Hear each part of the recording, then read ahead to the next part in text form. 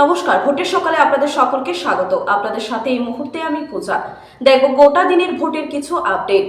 সকাল থেকে শুরু হয়েছে রাজ্যের বিভিন্ন এডিসি এলাকায় ভোট গ্রহণ পর্ব। এই মুহূর্তে আমাদের সাথে সরাসরি টেলিফোন লাইনে রয়েছেন 11 মহারানীপুর কেন্দ্রের প্রতিনিধি হিরণময় রায়। হ্যালো দাদা, শুনতে পাচ্ছ? সকাল থেকে ভোট পর্ব শুরু হয়েছে। 11 মহারানীপুর কেন্দ্রে তুমি রয়েছো। দাদা, তোমার থেকে জানতে চাইবো সেখানকার সার্বিক পরিস্থিতি কি রয়েছে।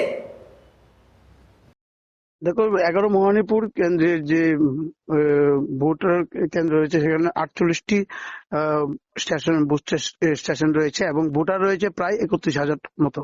সকাল থেকে খুব শান্তিপূর্ণভাবে ভোট হচ্ছে 48টা কেন্দ্রেই।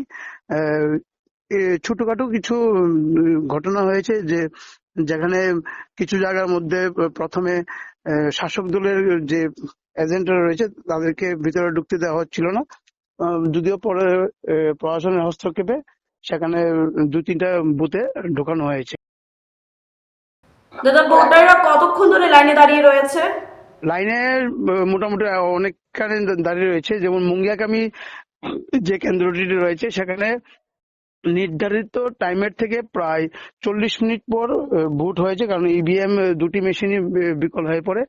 তারপর প্রায় 40 মিনিট পর সেখানে ভোট গ্রহণ প্রক্রিয়া শুরু হয়।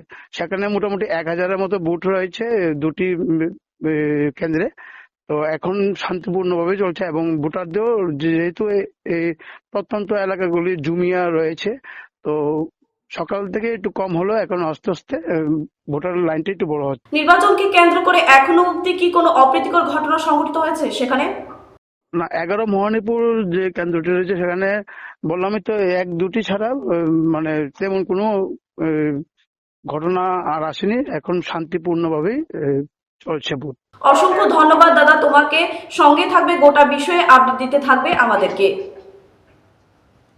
পরবর্তী আপডেট পেতে চোখ রাখুন খবর জনস্বার্থের পর্দায়।